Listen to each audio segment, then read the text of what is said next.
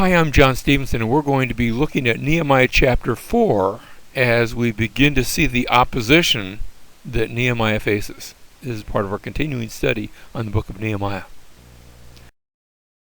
Back in chapter 3, we saw the work assignments that were given, and it ran counterclockwise through the entire, along the entire length of the wall. Now in chapter 4, verses 1 through 11, we have a conspiracy of opposition. Chapter 4, verse 1, Now it came about that when Sanballat heard that we were rebuilding the wall, he became furious and very angry, and he mocked the Jews. He's going to be public enemy number one, at least against the Jewish people. Remember, he's a official in the who is working in the service of the Persians.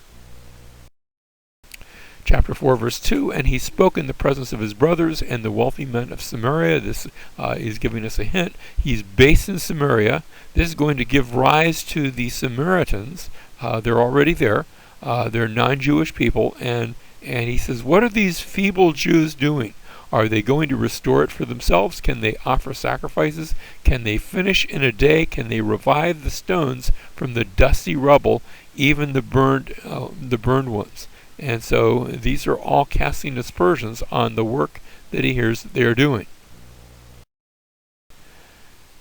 Chapter 4, verse 3, Now Tobiah the Ammonite, Ammon, remember, was one of the sons of Lot. So you have Moab and Ammon. These are two areas to the east of the Dead Sea. But apparently he is in league with Sanballat. So Tobiah the Ammonite was near him, and he said, even what they are building, if a fox should jump on it, he would break their stone wall down. This is going to be so flimsy that just a rodent could come along, a fox could come along and knock the thing down, let alone an army or taking anyone serious.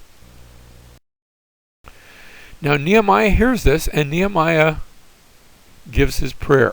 And notice that we don't read, and Nehemiah prayed. The prayer is just there.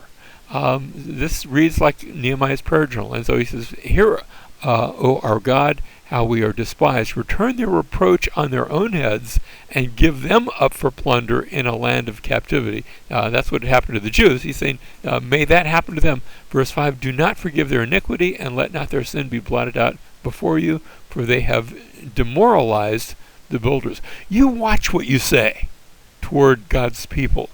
Don't speak words that demoralize. Speak words to edify. Verse 6, we're back into the narrative. So we built the wall, and the whole wall was joined together to half its height, for the people had a mind to work. Before you know it, the wall is beginning to rise, and already it's at half its height as it's beginning. The work is beginning to raise up very quickly. After all, verse 7. Now when Sanballat, Tobiah, and we also have the Arabs and the Ammonites and the Ashdodites, and notice that the opposition is now growing. It's not just Sanballat, it's not just the Samaritans. We also have Arabs, we've got Ammonites, and Ashdodites. That's from one of the cities of the Philistine cities down on the coast. So we have all the areas surrounding Jerusalem. And they heard that the repair of the walls of Jerusalem went on, that the breaches began to be closed. They were all very angry. So we've got this beginning to intensify now. Verse 8, And all of them conspired together to come and fight against Jerusalem and to cause a disturbance in it. But we prayed to our God, and because of them we set up a guard. Now notice, we prayed, but they didn't just pray. It says we also set up a guard against them day and night. They took spiritual action, but they also took physical action. And these are not in opposition to one another.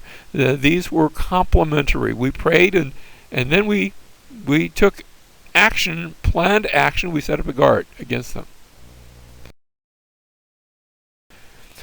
Verse 10, Thus in Judah it was said, The strength of the burden bearers is failing. Now this is the opposition. Yet there is much rubbish, and we ourselves are unable to rebuild the wall. So there was a problem. This became almost like a byword.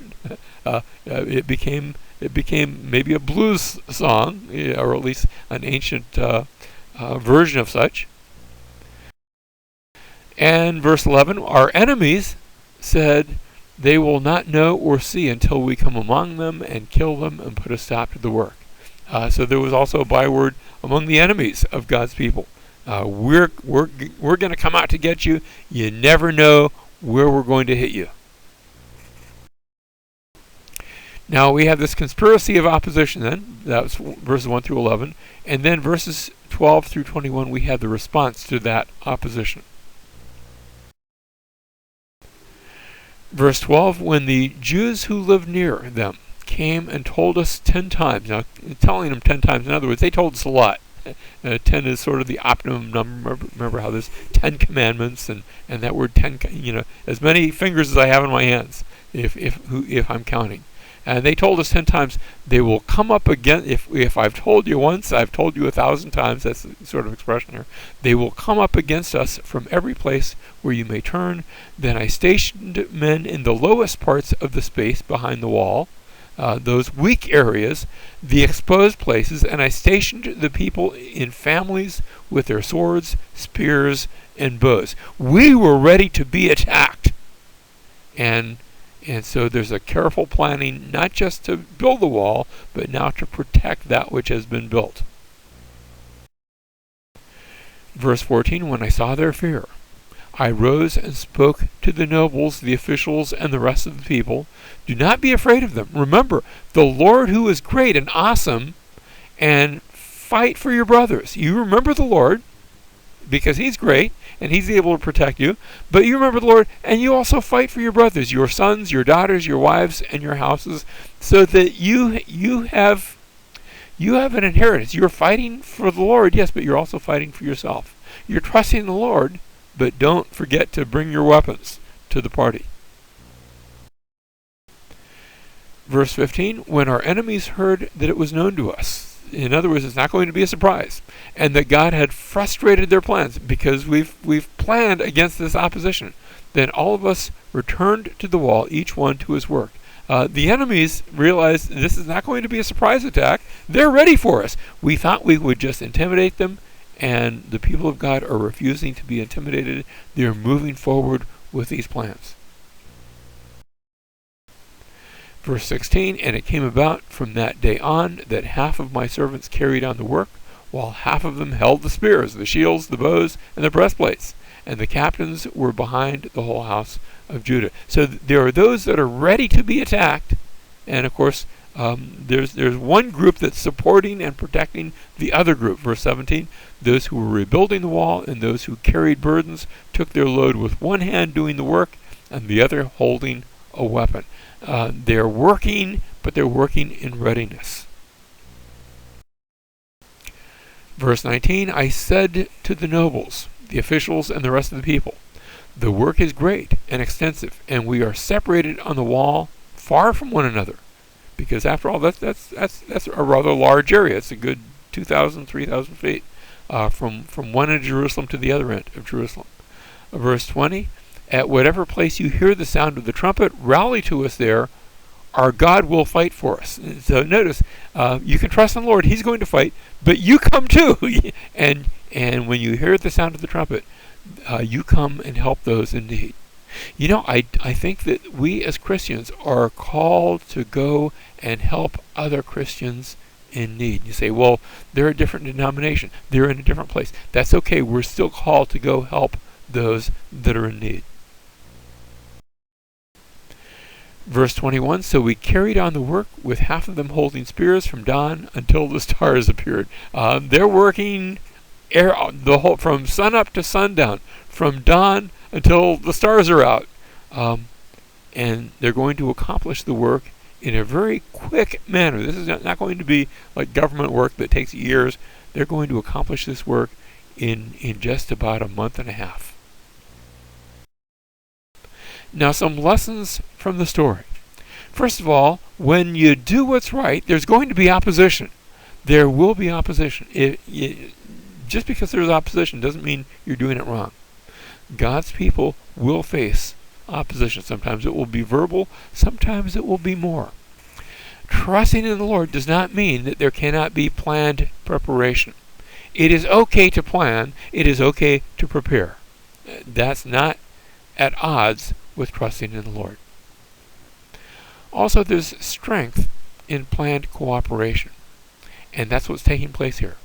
And the church ought to have that kind of planned cooperation in what it endeavors to do. We have a mission. We're not building a wall. We're building God's people. We're building a kingdom on earth. We're part of a city.